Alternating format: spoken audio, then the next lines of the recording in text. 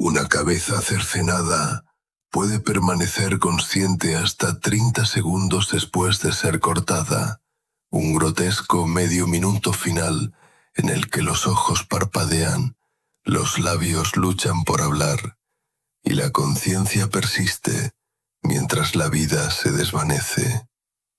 Para Ana, la segunda esposa de Enrique VIII y quizás la reina decapitada más famosa de la historia, este horrible evento fue solo un aspecto de su ejecución, a menudo eclipsado por las narrativas contemporáneas.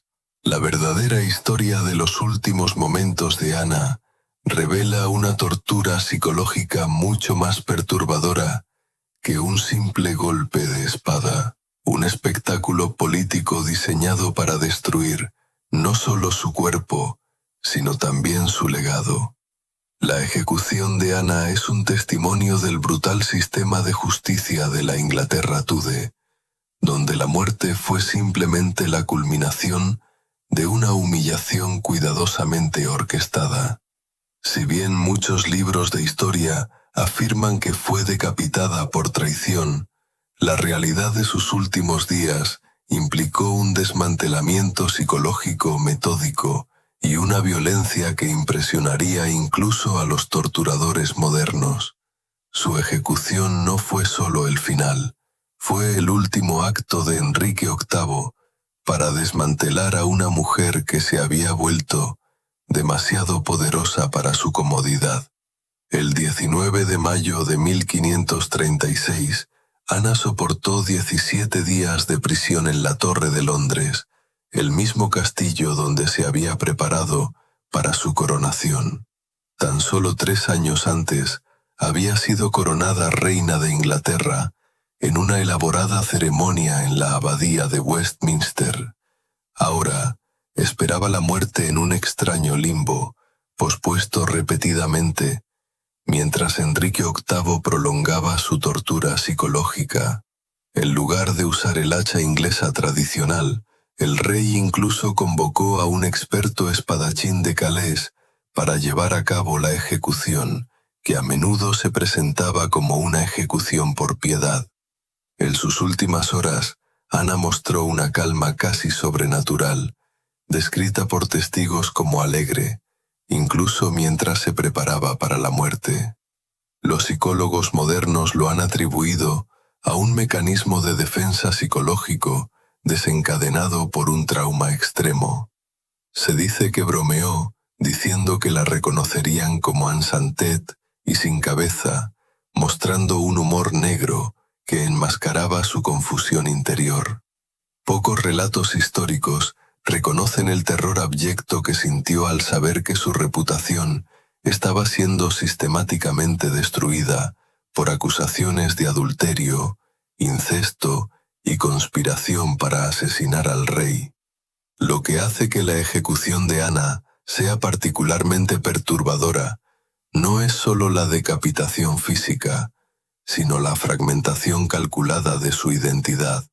Enrique no solo quería la muerte de Ana, quería de una difamación diseñada para justificar ante el pueblo inglés por qué su otrora amada reina merecía semejante destino. En los días previos a su muerte, Ana se vio obligada a escuchar historias escabrosas e inventadas sobre su presunta desviación sexual. Se trataba de acusaciones tan descabelladas que cualquier tribunal moderno rechazaría. La mañana del 19 de mayo fue inusualmente luminosa para Londres. Contrastaba marcadamente con los oscuros acontecimientos que se desarrollaban. Ana había pasado su última noche rezando. Los registros de la torre muestran que pidió misa a las 2 y que permaneció arrodillada durante horas, reuniéndose desesperadamente. Al amanecer llevaba despierta casi todo el día, sin duda destrozada por el estrés y el agotamiento. Cuando fueron a buscarla a la torre, se dice que estaba riendo con sus damas, una reacción que no denotaba paz, sino colapso psicológico. La ejecución de Ana había sido planificada repetidamente, una forma de tortura psicológica que a menudo se pasa por alto. La incertidumbre de desconocer el momento exacto de la muerte era una táctica deliberada contra los condenados. Cuando finalmente llegó la hora, Ana fue conducida desde sus aposentos a través de los pasillos, donde había sido recibida como reina tan solo 3 años antes. Ahora, los guardias la rodeaban no por respeto, sino para impedir que escapara. Y los mismos cortesanos que una vez se inclinaron ante ella, ahora observaban su último paso con calculada indiferencia. El andamio erigido en Tower Green era inusualmente bajo. Esta deliberada elección de diseño obligó a Ana a dar solo unos pasos, privándola de la dignidad de su elevación y colocándola más cerca de la multitud que la abucheaba.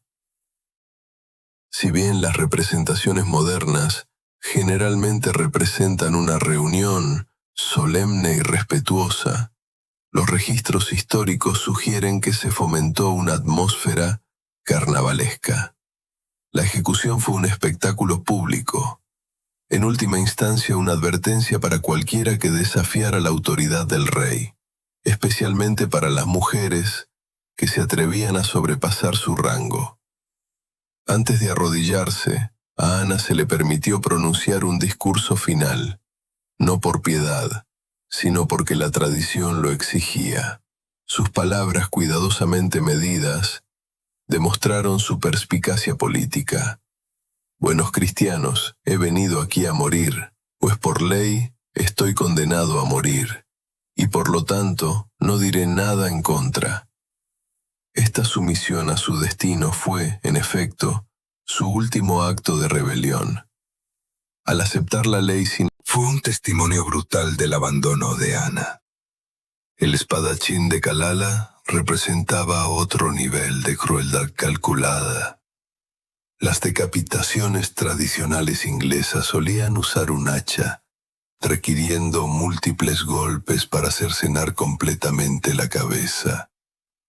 Pero el espadachín francés, aunque más propenso a decapitar de un solo golpe, era desconocido para Ana. En sus últimos momentos enfrentaría a la muerte a manos de un extraño, una humillación final para una reina que una vez capturó la atención de toda Inglaterra. La venda que usualmente le impedía ver la espada, en realidad tenía una función más práctica: evitar que se estremeciera en el momento crucial, lo que podría haber resultado en una ejecución fallida. En lugar de colocar su cabeza sobre un bloque, Ana se arrodilló erguida, otra tradición francesa que acentuaba la rebeldía del verdugo. Esta postura obligaba a Ana a permanecer inmóvil, manteniendo la compostura incluso mientras el espadachín preparaba su ataque. Los testigos informaron que Ana movía constantemente los labios como si rezara, pasando la vista por debajo de la venda, mientras se esforzaba por captar el sonido de la cuchilla que se acercaba. La tortura psicológica de ese momento, sabiendo que la muerte estaba cerca, pero sin saber cuándo, representa una forma de tortura aceptada en las narrativas históricas depuradas. La decapitación fue impresionantemente limpia según los estándares de la Tuda. Un solo golpe cercenó la cabeza de Ana, pero lo que sucedió después suele estar distorsionado en los relatos históricos. Según los testimonios, sus ojos y labios continuaron moviéndose durante varios segundos después de la decapitación. Una horrible respuesta fisiológica que se produce cuando el tejido cerebral se ve privado de oxígeno.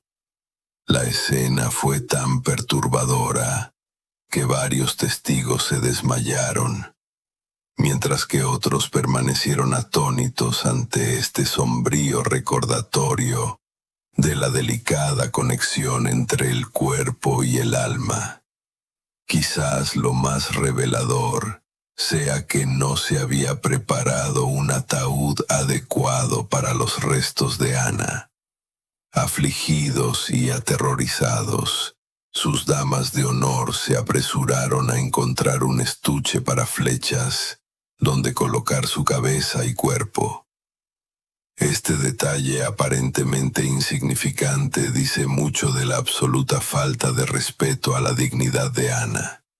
Incluso muerta, fue una ocurrencia tardía, un asunto político, en lugar de una persona merecedora de respeto fundamental. Fue enterrada apresuradamente. Los pintores de la corte recibieron instrucciones de destruir sus retratos. Si bien a menudo nos centramos en el acto físico de la ejecución, esta supresión sistemática de la existencia de Ana representó una forma de violencia que trascendió su muerte. Fue un intento de ejecutar no solo a una persona, sino a una herencia. Pasarían siglos antes de que los historiadores comenzaran la ardua tarea de reconstruir la vida de Ana a partir de los fragmentos que sobrevivieron a la purga de Enrique. La ejecución de Ana también traumatizó a quienes la presenciaron, especialmente a sus damas de compañía, quienes tuvieron que limpiar y preparar su cabeza cercenada antes del funeral. Temiendo su implicación en los presuntos crímenes de la reina, estas mujeres se vieron obligadas a realizar esta horrible tarea con serenidad. Se dice que varias sufrieron pesadillas durante años, y al menos una finalmente ingresó en un convento, incapaz de continuar con la vida cortesana tras lo que había presenciado. Las repercusiones del trauma psicológico se extendieron mucho más allá de la propia Ana. Inmediatamente después de la ejecución, la hija de Ana, Isabel, que aún no había cumplido los 3 años, fue declarada ilegítima y excluida de la línea de sucesión. La niña, que un día se convertiría en reina de Inglaterra, quedó prácticamente huérfana. Su madre fue ejecutada y su padre denunció públicamente su legitimidad. Los registros judiciales muestran que Isabel fue repentinamente privada de la ropa y los servicios propios de su anterior estatus. Su familia fue dispersada casi de la noche a la mañana. Este trato brutal a una niña pequeña representa otra dimensión del horror que rodeó la ejecución de Ana. El castigo se infligió incluso a una niña inocente. La mayoría de las representaciones modernas de las ejecuciones tudanesas no logran capturar esta abrumadora experiencia sensorial. La horca estaba cubierta de manchas de sangre de ejecuciones anteriores, zumbando de moscas en el calor de mayo. Resonaban las burlas y silbidos de un público al que se animaba a verla como bruja y adúltera. Esta humillación pública, cuidadosamente orquestada, fue una parte crucial de la justicia tudán. La muerte por sí sola nunca fue un castigo suficiente. La cultura popular a menudo idealiza el último discurso de Ana como un momento de desafío honorable.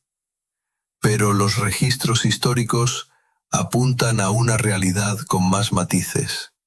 Su discurso, cuidadosamente redactado, elogiando al rey como un señor bondadoso y soberano, refleja su situación insostenible.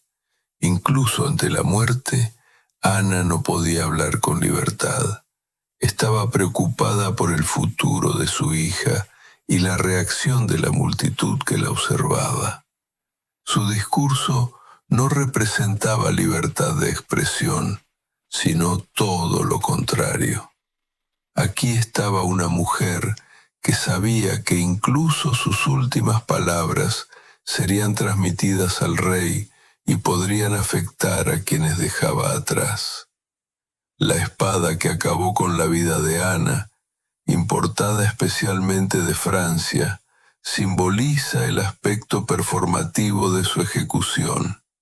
Enrique no escatimó en gastos para asegurar un espectáculo digno de la caída de una reina. Se dice que el verdugo practicó con animales de antemano, decidido a asestar un golpe único y limpio, que le reportaría una remuneración considerable. Esta fría profesionalidad, la reducción de la muerte de Ana a una dificultad técnica, ejemplifica la deshumanización inherente a la ejecución sancionada por el Estado. Ana no fue simplemente asesinada. Fue diseñada para transformar el sufrimiento humano en un mensaje político. Fuentes contemporáneas afirman que ningún verdugo inglés habría llevado a cabo la tarea, no por objeción moral, sino porque la esgrima francesa requería entrenamiento especializado. La hoja era afilada como una navaja y tenía un peso diferente al de un hacha inglesa. Estaba diseñada para un golpe horizontal, rápido, en lugar del empuje descendente de un hacha. Tras la caída de la espada, el testigo Thomas Wyatt, quien estuvo preso en la torre y se vio obligado a presenciar la ejecución de una mujer a la que una vez admiró, describió la pequeña garganta adornada con numerosas joyas. Su poético lamento captura la grotesca transformación de Ana, de una reina renacida a un cadáver objetivado. La cabeza cercenada fue rápidamente envuelta en tela por sus llorosas damas de compañía, no sin antes que el verdugo la levantara por el cabello. Un gesto tradicional pretendía mostrar a la multitud el castigo consumado. El momento, con la sangre aún fluyendo por las arterias cercenadas, fue una imagen culminante, grabada en la memoria de los testigos. Los registros de la torre indican que los restos de Ana fueron enterrados con tanta prisa que prácticamente se ignoró su derecho a un entierro digno. El carcaj que contenía su cabeza y cuerpo fue colocado en el suelo de la capilla, junto a otros nobles ejecutados. Fue un final. Los poetas de la corte, que antaño elogiaban la inteligencia y la belleza de Ana, ahora escribían versos condenándola como una adúltera intrigante. Los registros oficiales enfatizaban la misericordia del rey al proporcionar un espadachín experto en lugar de las acciones tradicionales, reinterpretando la preferencia teatral de Enrique como una evaluación compasiva. Los horrores de la ejecución fueron sistemáticamente purgados de los registros oficiales, lo que marcó el inicio de un proceso histórico de siglos que continúa influyendo en nuestra comprensión de los últimos momentos de Ana.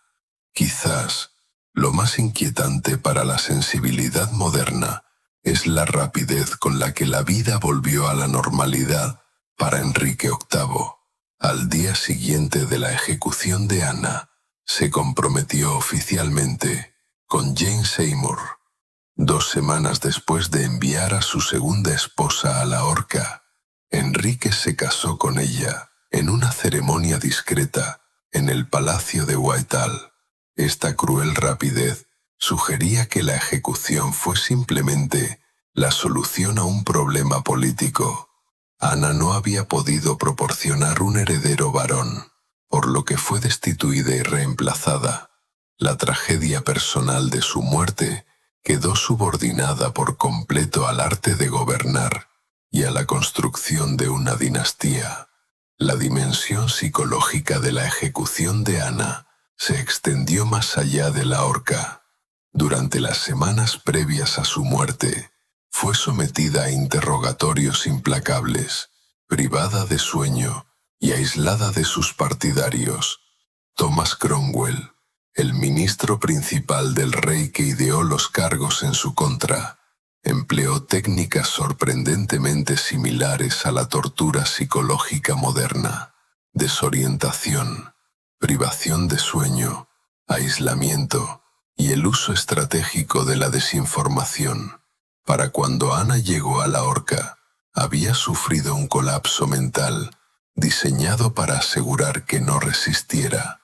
Los registros judiciales revelan que las extraordinarias medidas de seguridad implementadas para la ejecución de Ana superaron con creces las habituales, incluso para traidores de alto rango. Se duplicó la guarnición de la torre y se desplegaron guardias especiales por todo el complejo del castillo. Estas medidas no estaban diseñadas para evitar fugas.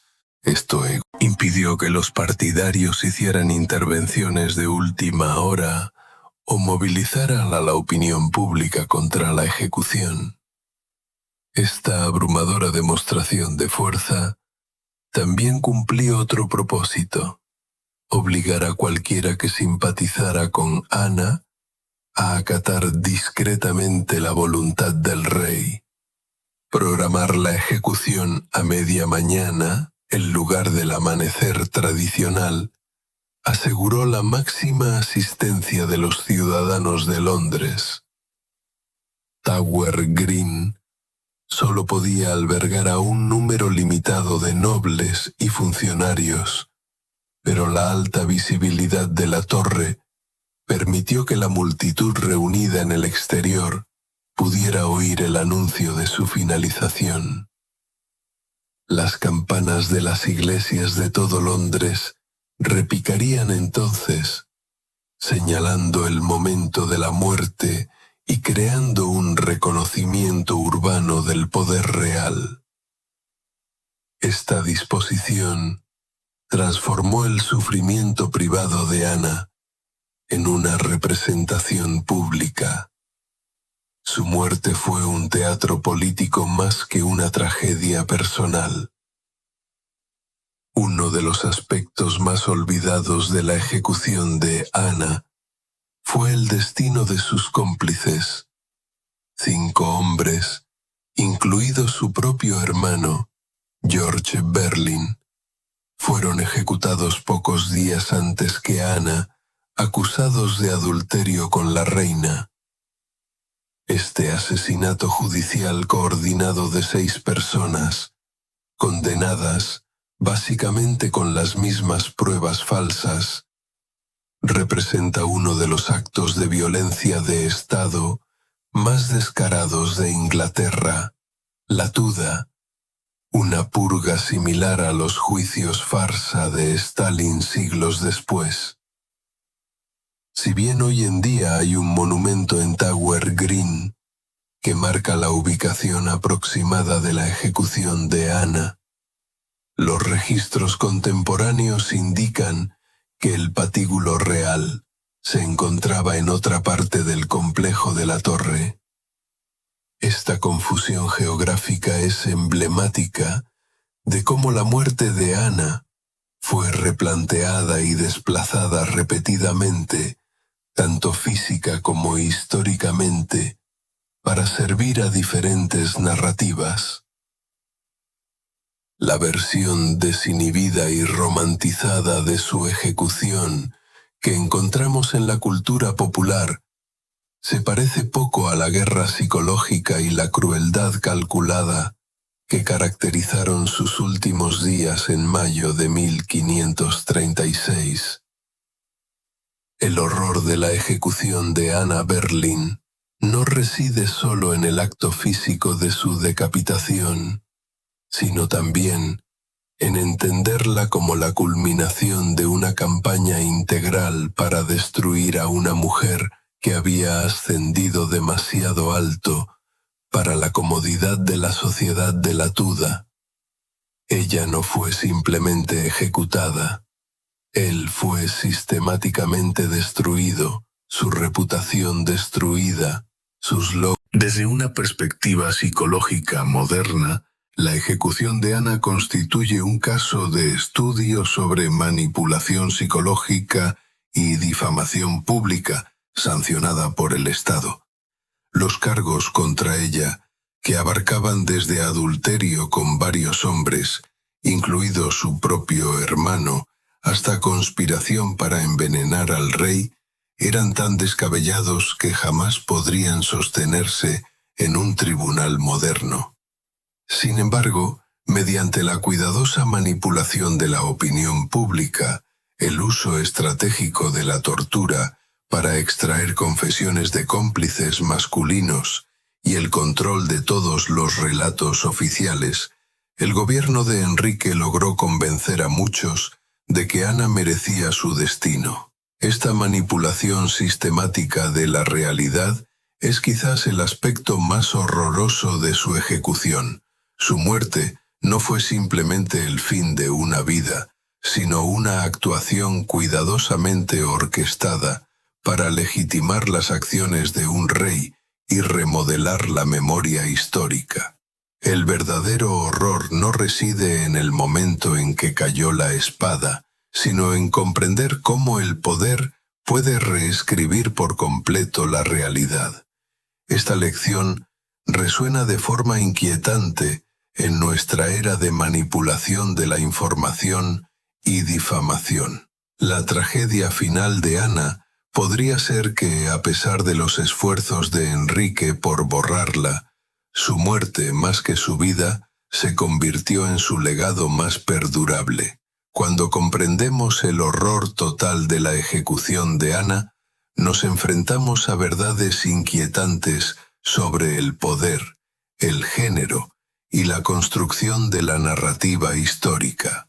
La versión suavizada de su muerte, un final rápido y honorable para una reina desafortunada, sirve para ocultar el abuso sistemático del poder estatal que representó su juicio. Al examinar la dimensión psicológica de su ejecución, las torturas calculadas, la humillación pública, la destrucción de la reputación y el intento de borrar la memoria, comprendemos no solo la justicia de la Tuda, sino también cómo la autoridad se perpetúa mediante su control sobre los cuerpos y las narrativas. En la cabeza cercenada de Ana, encontramos una advertencia sobre la fragilidad de la verdad frente al poder absoluto.